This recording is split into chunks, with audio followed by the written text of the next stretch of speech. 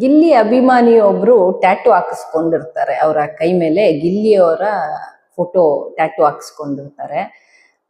ಗಿಲ್ಲಿ ಅವರು ಹೊರಗಡೆ ಬಂದ್ಮೇಲೆ ನಾನು ಅವರನ್ನ ಅಣ್ಣನನ್ನ ಮೀಟ್ ಮಾಡ್ತೀನಿ ಅಂತ ಬಿಗ್ ಬಾಸ್ ಮನೆಯಲ್ಲಿರುವಾಗ್ಲೇ ಹೇಳಿರ್ತಾರೆ. ಜೊತೆಗೆ ನಾನು ನಿಜವಾಗ್ಲೂ ಒಂದು 20-30 ಸತಿ ಆ ಮಾತನ್ನ ಹೇಳ್ಬಿಟ್ಟಿದ್ದಾರೆ ಅಂತ ಕಾವ್ಯ ಕೂಡ ಹೇಳ್ತಾ ಇರ್ತಾರೆ. ಯಾಕಂದ್ರೆ ಗಿಲ್ಲಿಗೆ ಅದು ತುಂಬಾ ದೊಡ್ಡ ವಿಷಯ ಆಗಿರತ್ತೆ. ನನ್ನ ಒಂದು ಫೋಟೋವನ್ನು ಕೂಡ ಅಚ್ಚೆ ಹಾಕಿಸ್ಕೊಳ್ತಾರಲ್ಲ ಅಂತ ಹೇಳಿ ಬಹಳ ಸಂತೋಷದಿಂದ ಹೇಳ್ಕೊಂಡಿರ್ತಾರೆ. ನಿಜವಾಗ್ಲೂ ನಾನು ಒಂಥರ ಸೈಕ್ ಆಗ್ಬಿಟ್ಟೆ ನೋಡ್ಬಿಟ್ಟು, ಇಷ್ಟು ಜನ ಪ್ರೀತಿ ಕೊಡ್ತಾ ಇದ್ದಾರೆ ಅನ್ನುವಂಥದ್ದು ನನಗೆ ಬಹಳ ಖುಷಿ ಕೊಟ್ಟಿದೆ ಅಂತ ಹೇಳಿ ಗಿಲ್ಲಿ ಕೆಲವೊಂದು ಕಾರ್ಯಕ್ರಮಗಳಲ್ಲೂ ಆಚೆ ಬಂದ್ಮೇಲೆ ಹೇಳ್ಕೊಂಡ್ರು. ಜೊತೆಗೆ ಬಿಗ್ ಬಾಸ್ ಮನೆಯಲ್ಲೂ ಹೇಳಿದ್ರು. ಆ ವ್ಯಕ್ತಿಯನ್ನ ಎಷ್ಟು ವೈರಲ್ ಮಾಡಿದ್ರು ಸೋಷಿಯಲ್ ಮೀಡಿಯಾದಲ್ಲಿ ಅಂದ್ರೆ ಅಷ್ಟು ವೈರಲ್ ಮಾಡ್ತಾರೆ. ಈ ವ್ಯಕ್ತಿ ಯಾರು ಅಂತಾನೆ ಯಾರಿಗೂ ಗೊತ್ತಿರ್ಲಿಲ್ಲ, ಈ ಟ್ಯಾಟೂ ಹಾಕ್ಸ್ಕೊಂಡಿರೋ ವ್ಯಕ್ತಿ. ಆದ್ರೆ ಎಷ್ಟು ವೈರಲ್ ಆಗ್ತಾರ ಅವರು ಅಂದ್ರೆ ಅಷ್ಟು ದೊಡ್ಡ ಮಟ್ಟದಲ್ಲಿ ವೈರಲ್ ಆಗ್ತಾರೆ. ನೀವು ವೈರಲ್ ಆಗ್ಬೇಕು ಅಂತಾನೆ ಟ್ಯಾಟೂ ಹಾಕಿಸ್ಕೊಂಡ್ರಿ ಅಂತ ನಾನು ಹೇಳ್ತಾ ಇರೋದಲ್ಲ. ನೀವು ಟ್ಯಾಟೂ ಹಾಕ್ಸ್ಕೊಂಡಿದ್ದು ನೀವು ಅಭಿಮಾನದಲ್ಲೇ ಹಾಕ್ಸ್ಕೊಂಡಿದ್ದೀರಾ. ಆ ನಂತರ ಬಂದು ಭೇಟಿ ಮಾಡ್ತೀನಿ ಅಂತ ಹೇಳಿದ ಗಿಲ್ಲಿ ಭೇಟಿ ಮಾಡ್ಲಿಲ್ಲ ಅನ್ನುವಂತಹ ಬೇಸರದಲ್ಲಿ ನೀವು ಒಂದು ಇಂಟರ್ವ್ಯೂನಲ್ಲಿ ಹೇಳ್ತೀರಿ, ಬರ್ಲೇ ಇಲ್ಲ, ಭೇಟಿ ಮಾಡ್ಲಿಲ್ಲ, ನಮ್ಮ ಮನೆಯವರೆಲ್ಲ ನೀನ್ ಸುಮ್ನೆ ಹಾಕಿಸ್ಕೊಂಡೆ ನೋಡು, ನೀನ್ ಬಂದ್ ಭೇಟಿನೇ ಮಾಡ್ಲಿಲ್ಲ ಅನ್ನೋ ರೀತಿಯಲ್ಲಿ ಹೇಳ್ತಾರೆ. ಗಿಲ್ಲಿ ಅವ್ರಿಗೆ ಆಲ್ರೆಡಿ ಪಾಪ್ಯುಲಾರಿಟಿ ಇತ್ತು, ನಿಮ್ಮಿಂದ ಪಾಪ್ಯುಲಾರಿಟಿ ಸಿಗ್ಲಿಲ್ಲ ಗಿಲ್ಲಿ ಅಭಿಮಾನಿ ಅಂತ ಹೇಳ್ತಾನೆ. ಪಾಪ ಗಿಲ್ಲಿಗೆ ಎಷ್ಟು ಒಂದು ಪ್ರೆಷರ್ ಆಗಿರತ್ತೆ. ಮತ್ತೆ ಒಂದು ಯಾವತ್ತೂ ಸಿಗದೆ ಇರುವಂತಹ ಒಂದು ಕಪ್ ಸಿಕ್ಕಿದೆ. ತನ್ನ ಈ ವಯಸ್ಸಲ್ಲೇ ತನಗ್ ಸಿಕ್ಕಿರುವಂತ ಒಂದು ಕಪ್ಪು, ಒಂದು ಆ ಸಂಭ್ರಮ, ಆ ಒಂದು ಇದ್ರಲ್ಲೇ ಇರ್ತಾರೆ, ಆ ಗುಂಗಲ್ಲೇ ಇರ್ತಾರೆ. ನಿಮ್ಮನ್ ಮಾತ್ರ ನೆನ್ಪಿಟ್ಕೋಬೇಕಿತ್ತು, ನಿಮ್ಮ ಹತ್ರ ಮಾತ್ರ ಬರ್ಬೇಕಿತ್ತು, ನಿಮ್ಮಿಂದಾನೇ ಅವ್ರು ಸಾಧನೆ ಮಾಡಿದ್ರು ಅನ್ನೋ ತರ ಇವತ್ತು ನೀವು ಪ್ರೆಸ್ ಮೀಟ್ ಮಾಡ್ಕೊಂಡು ಬೇರೆ ಚಾನೆಲ್ಗಳಲ್ಲಿ, ಯೂಟ್ಯೂಬ್ ಚಾನೆಲ್ಗಳಲ್ಲಿ ಮಾತಾಡೋದು ಎಷ್ಟರ ಮಟ್ಟಿಗೆ ಸರಿ ಅಂತ ನನ್ಗನ್ನಿಸ್ತು. ನಿಮ್ಮ ಆಸೆ ನಿಜ.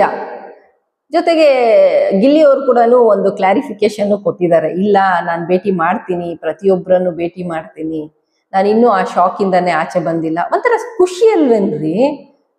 ಖುಷಿ ಅಲ್ವಾ? ಬಿಗ್ ಬಾಸ್ ಗೆದ್ದಿದ್ದೀನಿ ನಾನು, ಮತ್ತೆ ಇಷ್ಟು ಸೆಲೆಬ್ರಿಟಿ ಹೈಪ್ ಸಿಗ್ತಾ ಇದೆ, ಎಲ್ಲರೂ ಕರಿತಾ ಇದ್ದಾರೆ, ರಾಜಕಾರಣಿಗಳು ಕರೆದು ಸನ್ಮಾನ ಮಾಡ್ತಾ ಇದ್ದಾರೆ, ಒಂದ್ ಕಡೆ ಸಿನಿಮಾ ನಟರು ಸೆಲೆಬ್ರೇಟ್ ಮಾಡ್ತಾ ಇದ್ದಾರೆ. ಗಿಲ್ಲಿ ಮಾಡೋ ಕಾಮಿಡಿಗೆ ನಗ್ದೇ ಇರಕ್ಕಾಗುತ್ತಾ ಅಂತ ಹೇಳಿ ಎಲ್ರೂ ಮಾತಾಡ್ತಾ ಇದ್ದಾರೆ.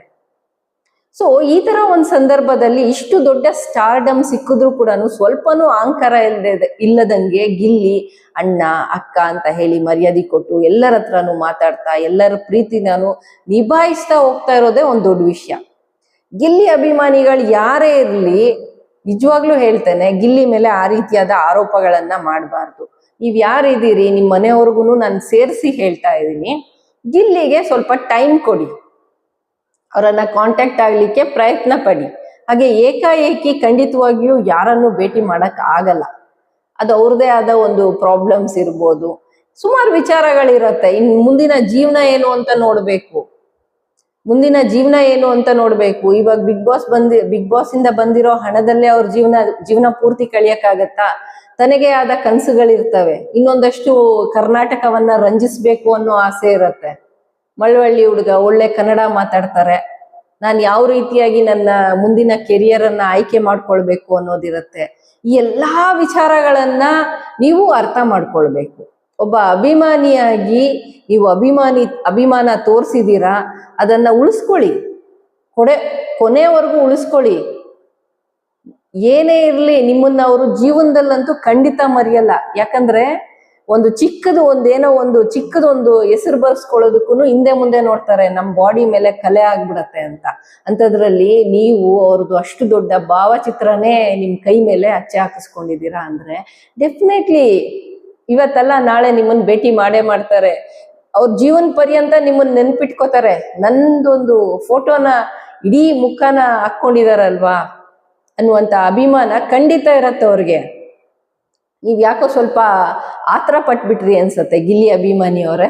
ನೀವು ಸ್ವಲ್ಪ ಆತರ ಪಟ್ಟಿಲ್ಲ ಅಂದಿದ್ರೆ ಚೆನ್ನಾಗಿತ್ತು. ಯಾಕಂದ್ರೆ ನಿಮ್ ಮೇಲೆ ತುಂಬಾ ಒಳ್ಳೆ ಅಭಿಪ್ರಾಯ ಎಲ್ರಿಗೂ ಇತ್ತು, ಇನ್ಕ್ಲೂಡಿಂಗ್ ಮೀ.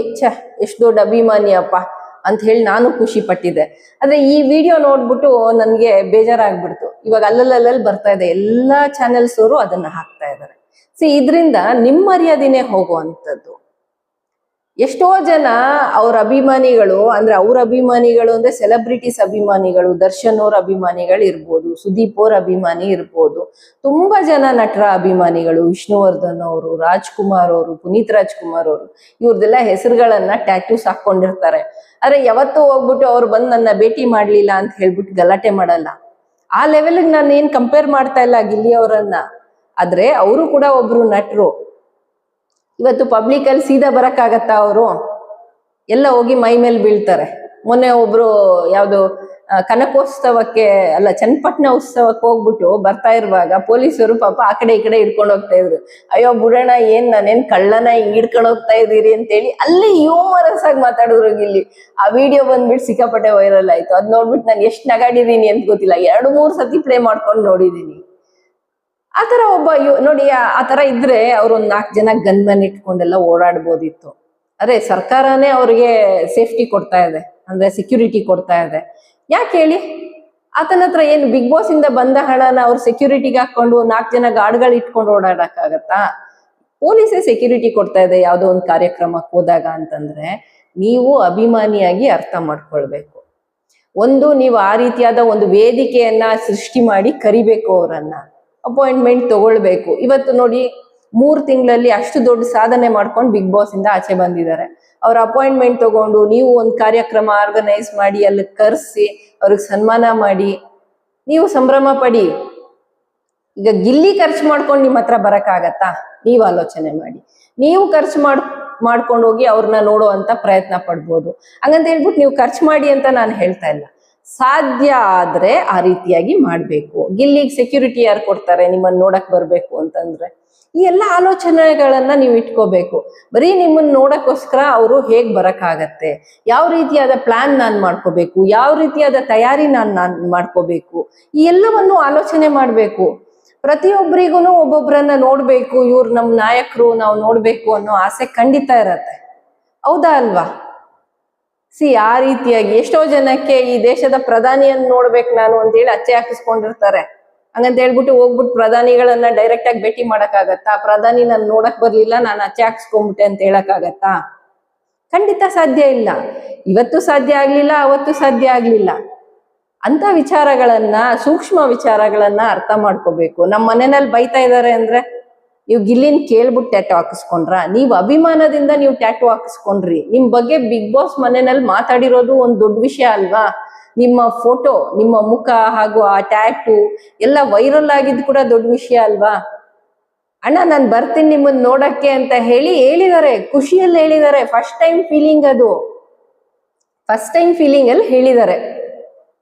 ಹಂಗಂತ ಹೇಳ್ಬಿಟ್ಟು ಅವರು ಹುಡ್ಕೊಂಡು ನಿಮ್ನೆ ಯೋಚನೆ ಮಾಡ್ಕೊಂಡು 24/7 ಇರಕ್ಕಾಗತ್ತಾ? ಈ ಎಲ್ಲ ವಿಚಾರಗಳನ್ನ ಅರ್ಥ ಮಾಡ್ಕೋಬೇಕು. ಅವ್ರದೇ ಆದ ಒಂದು ವೈಯಕ್ತಿಕ ಜೀವನ ಇದೆ, ಅವ್ರದೇ ಆದ ಕನಸುಗಳಿರತ್ತೆ, ಅವ್ರಿಗೆ ಸೆಕ್ಯೂರಿಟಿ ಬೇಕಾಗತ್ತೆ. ಈಗ ಹೊರಗಡೆ ಬರ್ಬೇಕು ಅಂತಂದ್ರೆ ಎಲ್ಲಾ ವಿಚಾರಗಳನ್ನ ನೀವು ಅರ್ಥ ಮಾಡ್ಕೊಂಡು ಇನ್ನಾದ್ರೂ ಈ ರೀತಿಯಾದ ಇಂಟರ್ವ್ಯೂಸ್ ಅನ್ನ ಕೊಡ್ಬೇಡಿ. ಗಿಲ್ಲಿ ಅಭಿಮಾನಿ ಅವರೇ, ಅಣ್ಣ ನಾನು ನಿಮ್ನ ಕೇಳ್ತಾ ಇದೀನಿ, ನಮ್ ಗಿಲ್ಲಿ ಕೇಳ್ದಂಗೆ. ಅಣ್ಣ ಖಂಡಿತ ಬರ್ತಾರೆ ಅಣ್ಣ, ತಲೆ ಕೆಡ್ಸ್ಕೊಬಿಡಿ, ಆರಾಮಾಗಿರಿ ಅಂತ ಹೇಳ್ತಾ ಈ ವಿಡಿಯೋ ಇಷ್ಟ ಆಗಿದ್ರೆ ಲೈಕ್ ಮಾಡಿ, ಶೇರ್ ಮಾಡಿ, ಕಮೆಂಟ್ ಮಾಡಿ. ಗಿಲ್ಲಿ ಅಭಿಮಾನಿಗಳೇ ಹೆಚ್ಚು ಶೇರ್ ಮಾಡಿ, ತಾಳ್ಮೆಯಿಂದ ಇರಿ. ಗಿಲ್ಲಿ ಇವತ್ತಲ್ಲ ನಾಳೆ ನಿಮ್ಗೂ ಸಿಗ್ತಾರೆ, ಮಾತಾಡಿಸ್ಬೋದು. ನನಗೂ ಏನಾದ್ರು ಸಿಕ್ಕಿದ್ರೆ ನಾನು ಒಂದು ಇಂಟರ್ವ್ಯೂ ಮಾಡ್ತೀನಿ ಗಿಲ್ಲಿನ ಅಂತ ಹೇಳ್ತಾ thank you for watching this video and thank you.